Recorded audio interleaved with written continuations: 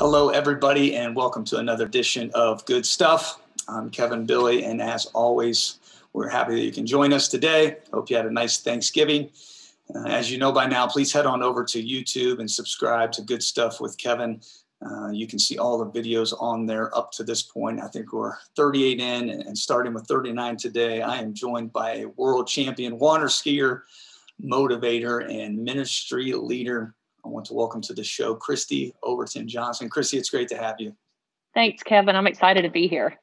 Well, we're really excited to be here with you. So happy belated Thanksgiving to you. Hopefully you and your family had a nice event there. I know it's been a little different this year, right? Yeah, we actually spent it in the car.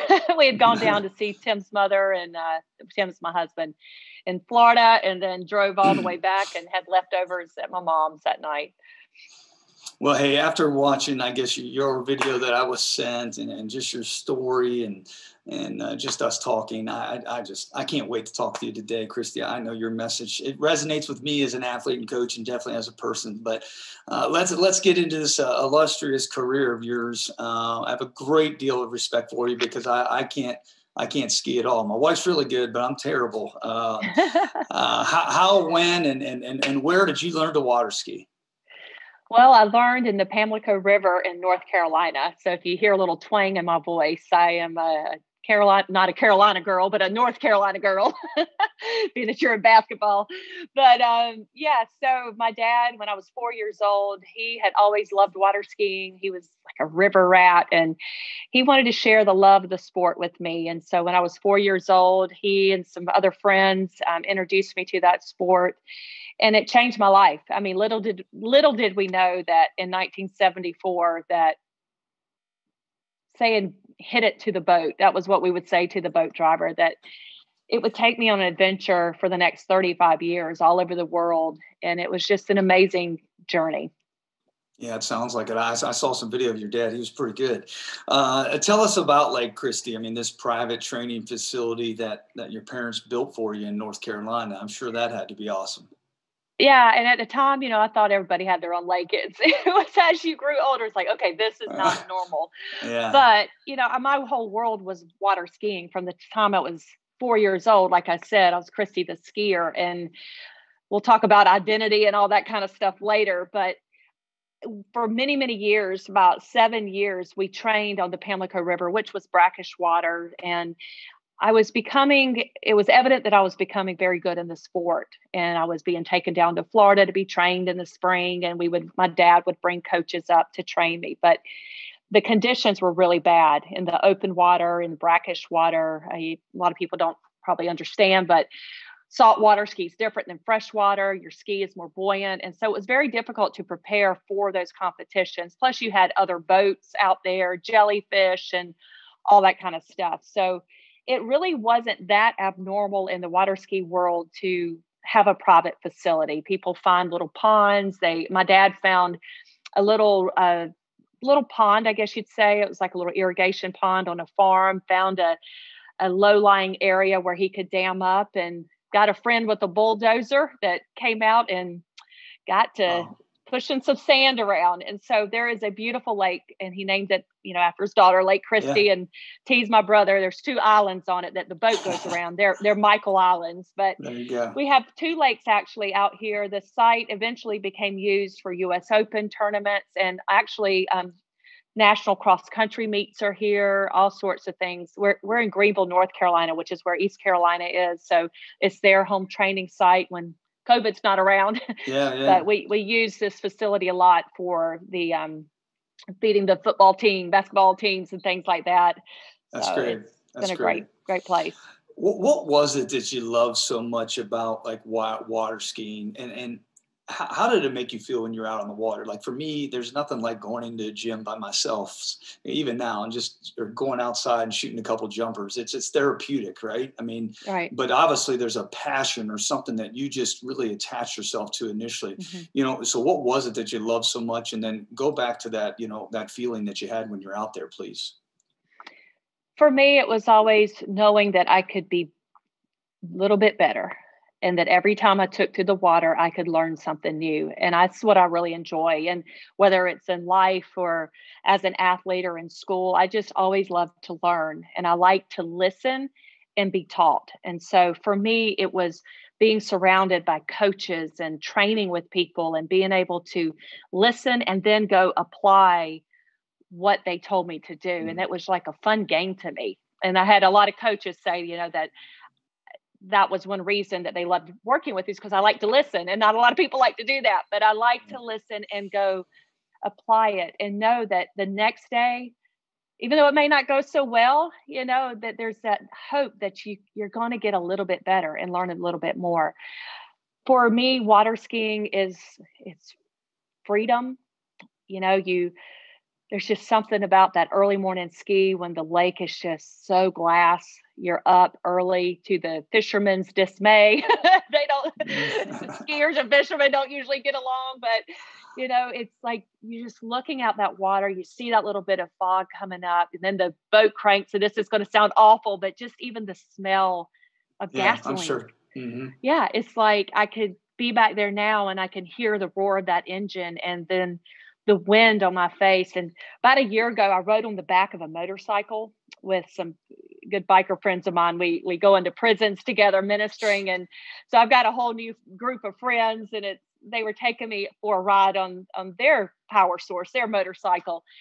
And I came back and I told my husband, I said, that was one of the first things that had actually felt like me skiing, because just you were so free. And when they would go into those banks and those turns, that's how you feel. So I'm trying to explain that, because if you've ridden a motorcycle, when you're going into that bank and that pre-turn and the feel of the wind and the wind sound in your ears, I live for that. And I wish I could do it. You're talking about you had a neck surgery. I've got the same scar in the front. I can't ski like I want to anymore, because I can't feel these hands most of the time.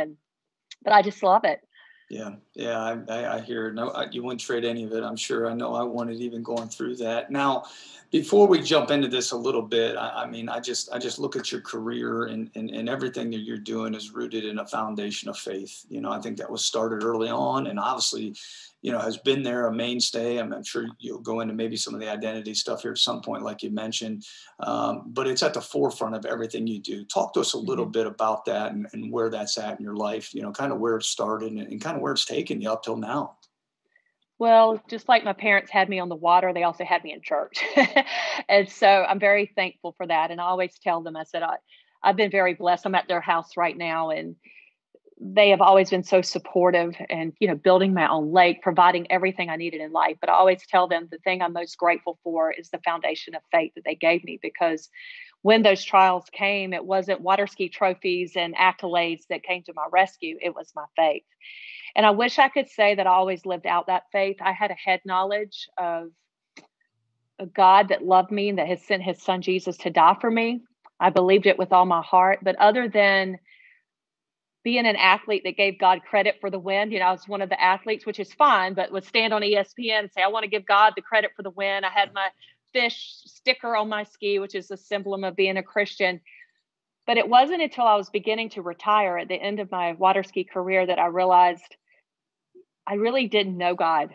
I really didn't know about having a relationship with him. I knew that he had given me a talent to ski. I knew that he had died to save me so I could have eternal life, but I didn't understand that he wasn't trying to take my skiing away. He wasn't trying to rob me of joy and make my life miserable, which is what I always thought being a real Christian would be like, honestly. I say I was like a Christian like a water skier on the dock. You had this power source, you had the rope in your hand, but you were too afraid to say hit it. That was me. I believed in God. He was like the power source of the boat. I had picked up his lifeline, the rope, Jesus. I was connected, but I sat on a dock for 20 some years, afraid to say, hit it, God, where are you going to take me? And like I said, I was so afraid he was going to take my sport that I loved and the traveling. And what I didn't realize is he wanted to come into those things and use them, not for me just to be there saying, thank you for this win, but to use the platform to then go in and change people's lives. And that's what water skiing has done for me. It's given, being a world champion athlete has opened up doors all over the world to go and to speak, to go into corporations, and everything I learned on the water can be applied to life. Yep. And it can be Yep. applied in my walk with my faith walk. And so I'm very thankful that no matter where I am, whether it's in prisons or in a church or in a business or in a school, I could take the things that I learned about getting up when you've been knocked down and getting off that comfort zone, off that dock, and taken to the waters when they're choppy and when the competition's in your face and hoping you're going to fall. I mean, I've been able to take all of that and take life lessons out of it and be able to inspire people to get up and to keep going and to help them know what to do when you're down in those waters of defeat. Because even though I haven't walked the same life walk as a lot of people that I get the opportunity to be around and to minister to and deliver hope to, I do know what it's like. The reason that the story is so relatable, you know what it's like when you've trained for something or you've desired something and it's gone, or when you're laying in a hospital room and the world goes on without you, and when just all your dreams are over. And so, you know what it's like to be rejected and disappointed. And that's just, you want to be accepted. Those are things that everybody in any walk of life, that's their most common need, is to be loved, to be accepted, to feel like your life has purpose. And it took me a long time to really get to that place and have an identity that went out beyond just being an athlete and just being Kristi, a world champion water skier, to being someone that I was okay apart from water skiing. And that took probably a decade after I retired, a long time. Yeah. Yeah. Well, man, there's so much in there, Kristi. It's awesome. And I applaud you for that. I guess we got to start with the words hit it. You've said it a couple of times. Like, did this turn into your license plate, or is this your password for all your email accounts? Or, I mean, this is everything you've ever known, right? I don't even know how to say this without it being ugly, but I was going to have hitit.com. And if you write hitit.com out, it does not. Probably not a good idea. Yeah. And I was like, oh man, everybody now is writing that out and going, oh. I was like, shoot, I can't even have that. But yeah, that is the motto it's the name of my book. Hit It is my motto everywhere. And it's so funny. I only knew the words hit it as what I would say to the boat driver. So and what was so powerful, and what I didn't realize until I was actually writing the book, is that those two words were my decision every day to move past how I felt, to move past the pain that was ravaging my body as an athlete. You know that. You, as a coach, you've seen your players have to push forward through that. And that was me. There wasn't a day that I ever stepped on that dock and felt, wow, my body feels great today. Right. There wasn't ever a time really that I stepped out and felt like a couple of times, but not most of the time. I was scared to death. Yep. And so those words hit it were the difference between staying in the water and being a chump and saying hit it and being a champion. That's and right. Here's what I learned in the 35 years that I skied. I fell every single day, but I became a world champion in the midst of falls and failures because I kept saying hit it and I didn't quit it. And so that's why it's been so important. But when I went into prisons for the first time, and I know we'll talk about that later, but when I said, y'all ready to hit it, man, I had no idea all the different meanings that hit it could have. I mean, to hit it to a drug dealer, it's going to get high, or it could be, a sexual act. But the other day I was sharing it, and the man next to me used to be a paratrooper. And he said, they couldn't hear up in those airplanes and in the military. And so they would just hit each other's right thigh or whatever and say, hit it. And that was what they knew to jump out of the plane. And here's what we were in prison, and he was speaking, I was speaking. And I told the guy sitting there, I said, because I said hit it, I got to walk on water and become a world champion. And because he got to said hit it, he flew. It's those words, that commitment to do something that you're half scared to do, and to face the competition, to face the trials, your emotions.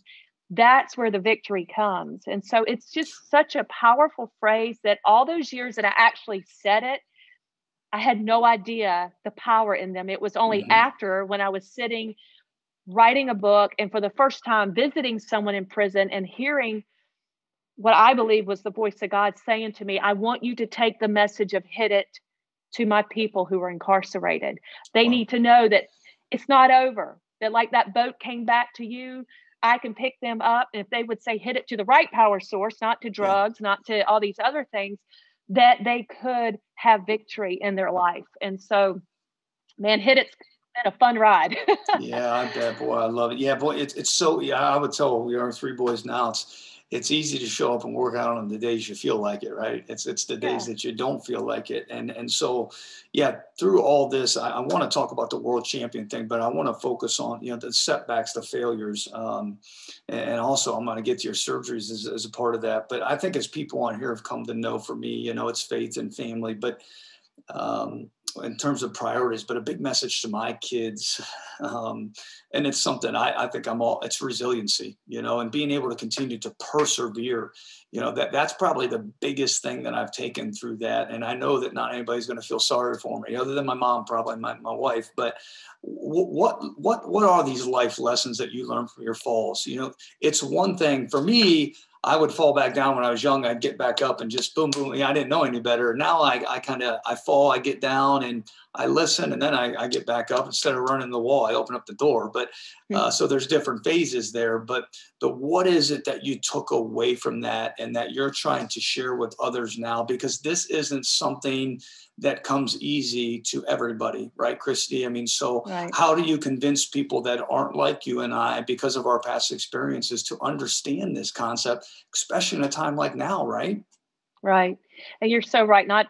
It's hard for me to understand people who don't have that mentality because it's what I've always had. Yes. But Mm-hmm. I've always worn it like a badge, and I had a counselor one time sit with me and he said, Kristi, your gift of perseverance, your strength to keep moving forward no matter what is your greatest strength. And then he said, but it's also your greatest weakness Mm-hmm. because you don't know when to quit. And so, I have it to one extreme and I have to always make sure I'm not just pushing through when the door, I should go through another door or just stop. But to times like this, when we're talking about COVID, if you're listening, some other time, but when things are just so hard, you got to push through those feelings. I look at, I have teenagers, and my one son, he lives so much by his feelings. And I always tell him, if you wait to feel like doing something, if you wait to feel like I want to go train or I want to go study or I want to go to school or anything, it's never going to happen.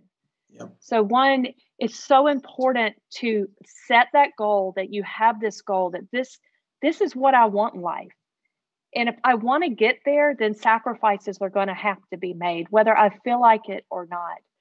When I think back to being down in those waters of defeat, there are many reasons that you can be knocked down. One, you made the stupid mistake. Like when I was skiing, I decided I was going to take it in my own strength, and I decided to play tug of war with the boat, and the boat's going to win every time.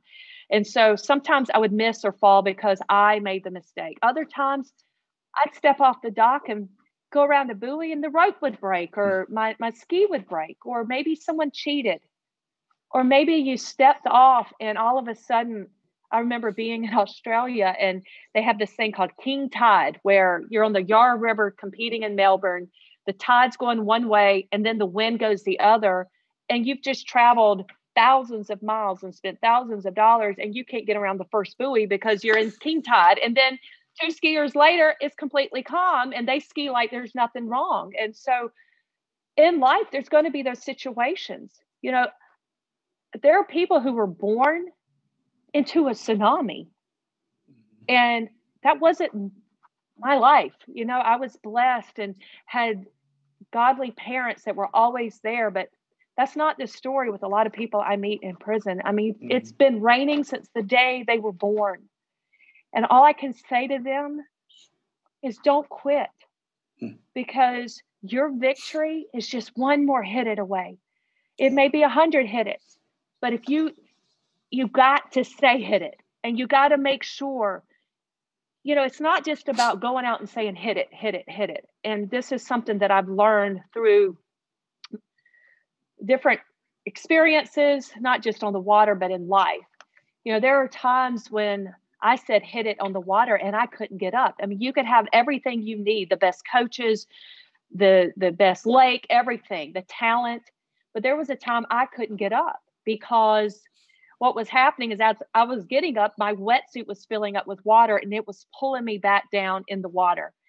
And I tell prisoners when I'm in there speaking, I said, every time I'd say hit it, I had the desire to move forward, but I couldn't move forward. Why? Because I was filling up with water and I was carrying a load. And so there's a lot of things. It's not just about going out and I'm going to persevere and I'm going to say hit it.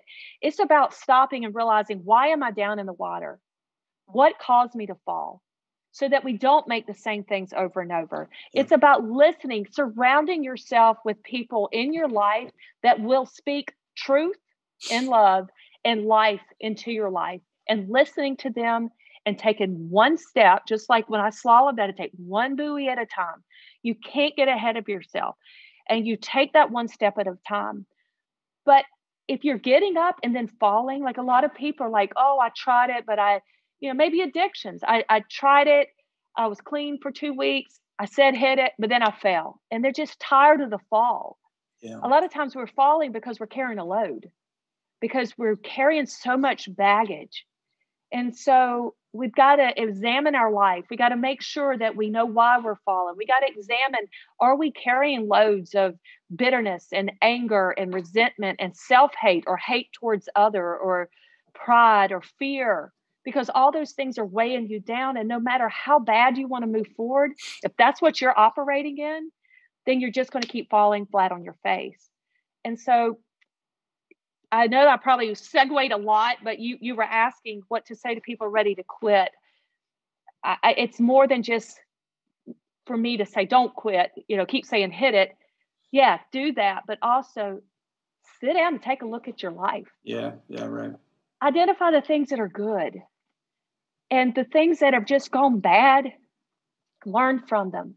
Yeah. Because it was my falls in life, the things that were hard in my life, not just on the water, but in life, the 16 surgeries, the disappointments in international adoptions, the trials that came there, the things in life that have been so difficult where you just wanted to curl over and just say, I quit it, not hit it. Those have made me who I am. And God doesn't waste anything.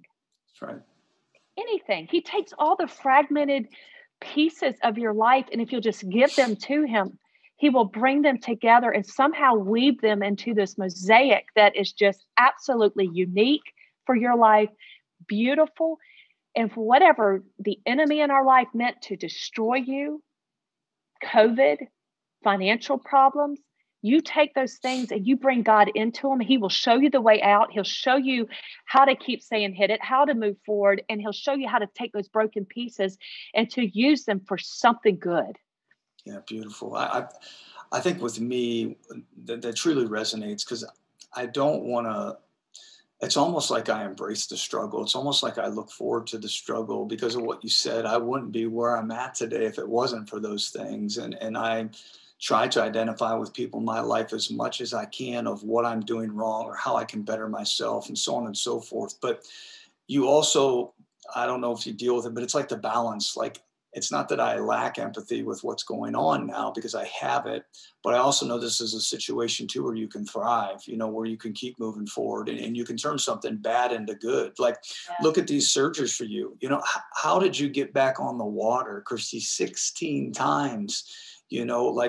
How, I got to think each surgery had something different for you. How did that change you? How did that make you keep going? Mm-hmm. So the first surgery was just an appendix surgery. I say just an appendix surgery at Christmas time. It did seem to be a huge deal, although it kind of stunk, everybody having Christmas and you're laid up in a hospital.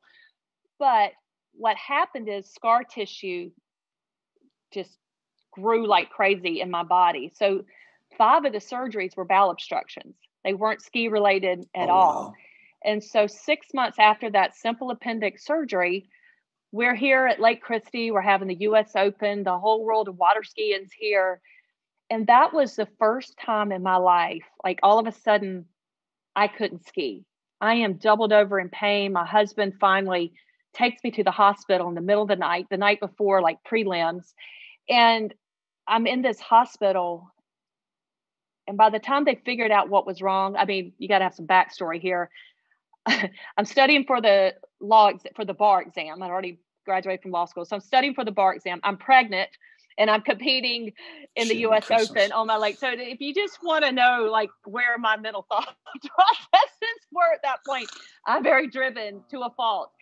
And so here I am in a hospital in severe pain. We don't know if I'm losing the baby. We don't know what's going on. And it ends up being a bowel obstruction. And that was the first time I'm laying in a hospital room. I'm watching the local news being broadcast from Lake Kristi, and I can't be there, and I can't be Kristi the skier. And so over the next few years, there was like 6 surgeries, just bam, bam, bam, bam, bam. Many were bowel obstructions, C-sections, and some were, I had a neck fusion and then wrist surgery and different things, just ski related. But each one, what happened is my identity started to shift from being this, okay, an athlete with trophies, because if that's all there is to life, I'm in trouble. Because when you're laying there and all of a sudden you can't be an athlete, it rocked my world. But then I got a lesson because I saw ESPN covering somebody else. I saw somebody else going home with my paycheck. During those times, I mean, very few people actually even reached out. That's why when some different athletes get injured, I like try to remember, reach out to them, because everybody else, it's not that they don't care about you. They're just busy. And so, yeah, you just realize, okay, if this is all my life's built on, I got some problems. And that's really when I was like, okay, my fate's over here. I've always kind of had it, but I've never really built my life on it. It's all been on water skiing. So those surgeries for me, like you said, each one just made me look a little less to water skiing to God. And I just got to see his faithfulness. You know, when my pelvis had to be reconstructed, there was 3 surgeries there, not because of ski accident. I was born without developed hip sockets. And so 85% of my femoral head was outside of these shallow sockets. And water skiing was the only thing I could do. I tried to play basketball and things in like elementary school, but when I was trying out for the soccer team in 10th grade, I couldn't run. And, you know, and my dad and mom took me out, I think it was to Utah, to a premier surgeon, and it was going to be the end of my career. So we decided to just wait. I quit any other sports and I focused on water skiing. I quit trick skiing, which is a lot like gymnastics, but your foot is actually attached to the ropes. There's a lot of hip movement involved. I quit jumping because there's a lot of impact, and I focused entirely on slalom skiing, which paid off for me because I've ended up being world champion for 18 years in that sport. So a world record holder, excuse me. So, yeah, it's just during that time, I just really learned the faithfulness of God and the futileness of life, but also how we can just, like you said, even the most difficult times can be the most beautiful. And so toward the end of those surgeries and things, I really started looking at my life and all the blessings that I had and saying, how can I now use them? Because it's not just about me. Right. Those trophies, and I keep looking around at my dad's house. So he's got the trophies like everywhere, and I just see them. And it's like, I don't want to just have trophies on a shelf or Hall of Fame inductions. I want to do something with them. That's great. And so what God has done is he's given those trophies eternal value. Mm-hmm. Yeah, for sure. Yeah. Well, you do become a world champion. We have to at least talk about that. I've never been to that level. I know that I've been there with some teams, and an amazing feeling. Like, tell us, like, what was it like to stand on that podium, Kristi? Well, for the world championship itself, I had stood on the podium at the top, like for World Cups and all these things. But the World Championships in the sport of water skiing is every 2 years. And it's a team, you have to be on the team. And so for many years, I couldn't even ski in it because I was specializing in slalom, and they would want to put 3 event skiers. And even though I would be the world record holder, you couldn't go ski in it. So it was really a tournament that just kept I could never win that title. And finally, they started letting independents come in, as world records holders, and realize, okay, people need to be there to defend their titles and things like that. And so for many years, I would be expected to win. I'd be last off the dock and I would just blow it. So in 1999, when it finally happened, it was one of those things that it changed my life in that I had had several surgeries prior to that event. So for me, when I stood on the podium, hearing that national anthem, looking over, seeing my 2-year-old little boy, and thinking back to all of the things I had been through, I was thankful that it had taken a long time for that victory to come, because I really could appreciate it. And as I stood there, for me, I have to send you the picture. I just have tears coming down my face.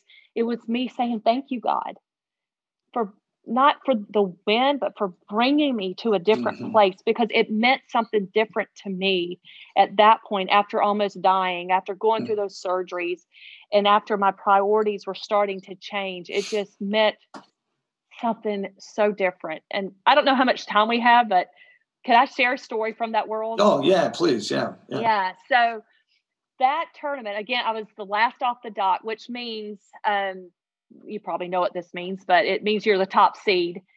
It's a good place to be if you're got nerves of steel, because you know exactly what you need to do. And I love being last, because I just felt like, hey, I know what I got to do. Just go do it.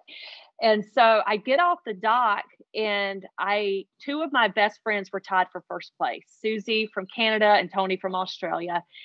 And as I'm coming so how slalom skiing works, so people know this, the boat speed stays at 34 miles an hour for women, 36 for men. You go around 6 buoys. It's like a little obstacle course. The course is the same wherever you go. And so you go around the 6 buoys, and then you drop for 30 seconds at the end, and they shorten the rope. And so the winner is the person who runs the most consecutive buoys without falling at the shortest line length. And so I knew exactly what I had to run. And when I got to that pass, man, my brain was just all over the place. And I come into that 4th buoy where I just had to get around it and get over to the next one. And I stumbled. And that rope got snatched out of my hands behind the boat. And I ended up in a 3-way tie with my best friends. And, some people say, oh, that's great. But as a top athlete, you're so angry at that point because you blew it again. And I remember sitting in that water, and, I didn't know at that point that those negative thoughts that come in your mind are not from God. And as I was sitting in the water, I just remember hearing how stupid I was. You failure, you this, you that. And as the boat was coming back to pick me up, because I had to go for a 3-way tie for first place, I was so discouraged and defeated. And all of a sudden, I hear this voice from the shoreline, and I'm in Milan, Italy.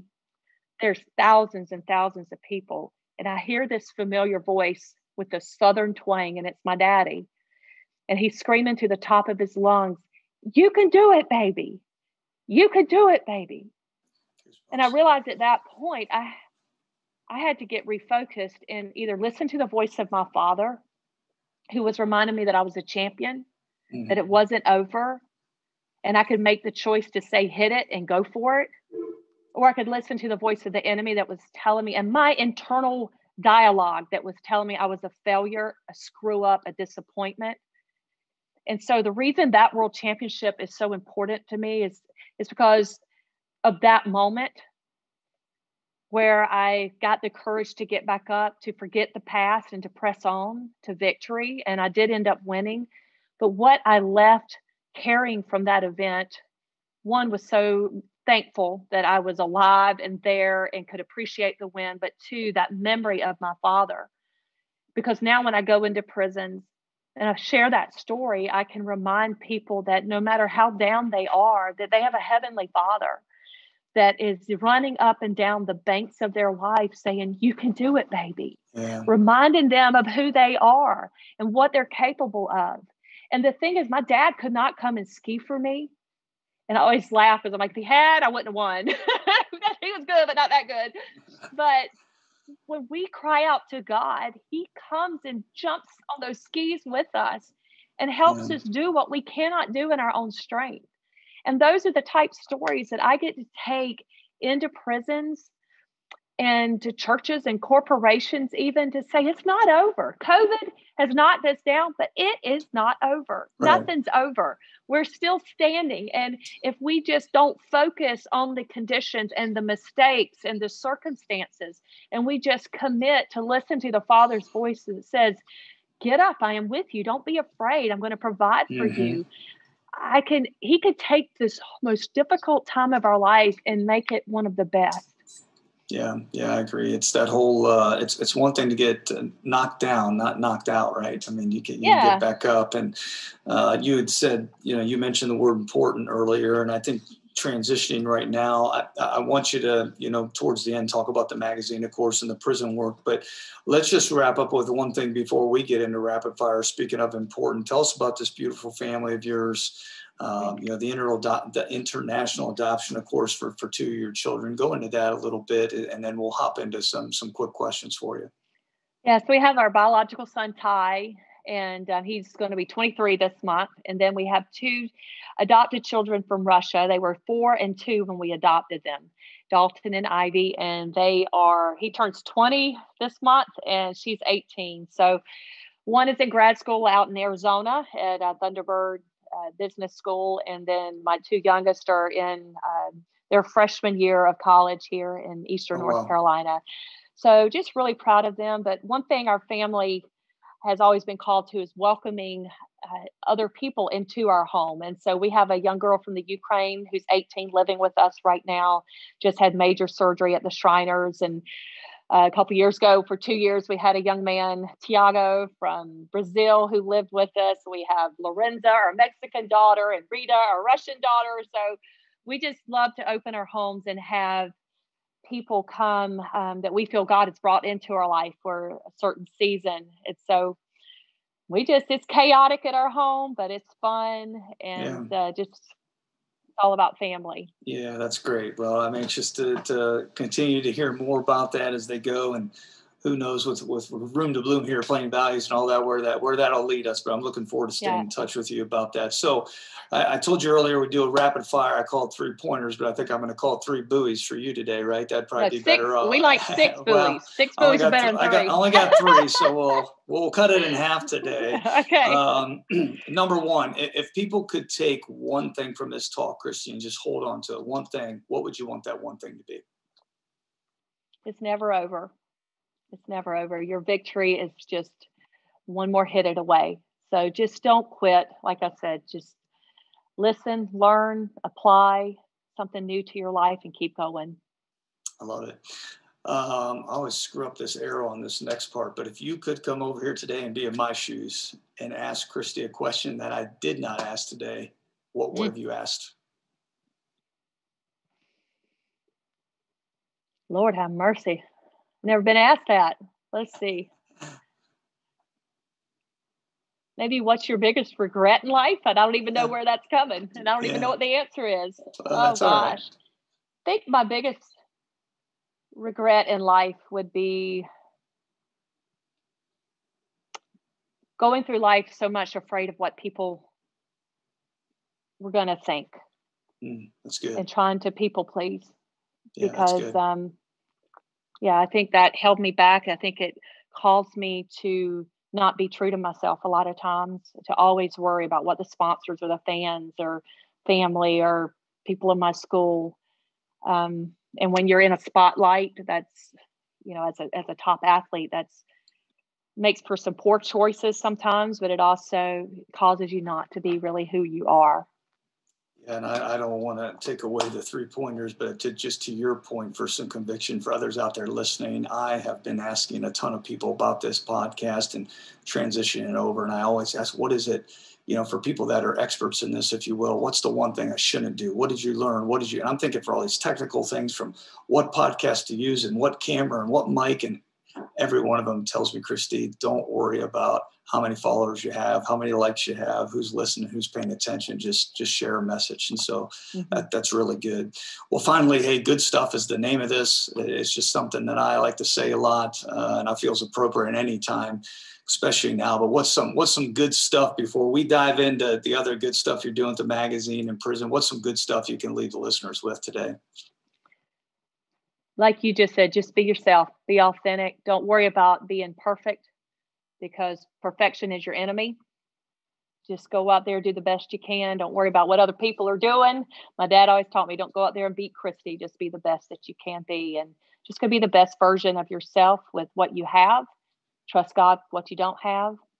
And just keep saying hit it. I love it. I love it. There you go. You successfully got through all three there. No surprise. Oh, good.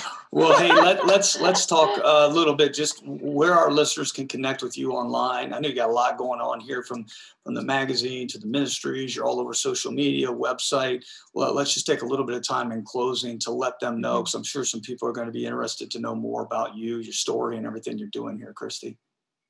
Yeah, so if you go to Kristi Overton Johnson, and you got to spell Kristi right, Kristi, but Kristi Overton Johnson, the social media, you'll find my page there, my public page there on Instagram. And all throughout the week, I'll just go on. I do this on the go motivational devos, I call them. So many people thought I said on the go diva. No, it's on the go devos. Like, oh my gosh. But yeah, just taking life experiences and turn them to little analogies. They're like 5 minutes. And I also do a thing called More Monday that you can find on my YouTube channel. Every Monday night, I just go and just teach applicable lessons from God's word. If you go to victoriouslivingmagazine.com, you can find out all about our magazine. And I just happen to have one here in my lap. I don't know if you can see it, but yeah, it's pretty good. Yeah. I just absolutely love this. And if you flip it, it's in Spanish. And so this has just been a tool that God has just entrusted to us. It tells people stories, real people, real hope. And it's all first person stories that talk about basically getting back up, no matter what those people experienced, that they were able to overcome. And so the cool thing about this is if you go on and you support this, every dollar sends a copy of this magazine into prison, and each copy stays there for years and years to come and touches multiple lives. And already over 1 million lives have been impacted by this magazine. And so even if you go subscribe to it, your subscription, you are sponsoring, you get one free, but you're also sponsoring an inmate to not just get the magazine, but also get mentorship. We have a correspondence team that any inmate writes to us. We send in correspondence, personal correspondence. I write devotionals every quarter that goes in, and they also get the magazine. And so we're all about coming alongside people in their incarceration journey, because a lot of people have not had the support. I always had a voice of hope, just my dad and mom screaming, get up, get up, get up, you can do it. A lot of people haven't had that. And so that's what we get to be, is that voice of hope. We get to go where even now during COVID, people can't go because the doors are shut, they're locked. But this magazine can still go in, can deliver hope and reach people in their darkest hours. And so, yeah, it's all about getting that magazine in for me, and telling stories that can help people. Right. And I know you're also on Facebook, I think Twitter and LinkedIn as well. So there's a ton of ways that people can connect with you. Well, hey, Kristi, thanks so much for being with us today. I really appreciate you taking the time to share. You have such a powerful story. I'm so glad that we've been connected personally. I know I just have a great deal of appreciation for what you're doing. And I can't wait to hear from this episode, how it's going to connect others, hopefully to that ministry, and just give hope, like you said, encouragement to somebody out there that needs to hear that message. So thank you so much for sharing that today with us. Thank you for the Hey, opportunity. yeah, thank you. Well, hey, everybody, I know you're going to get a lot out of this episode. Just the story alone and the input that she's providing to us, and just interested to see where you can take that and apply it to your life. Reach out to us as always, and we'll continue to stay in touch. Thanks for spending some time with us today. And until next time, good stuff.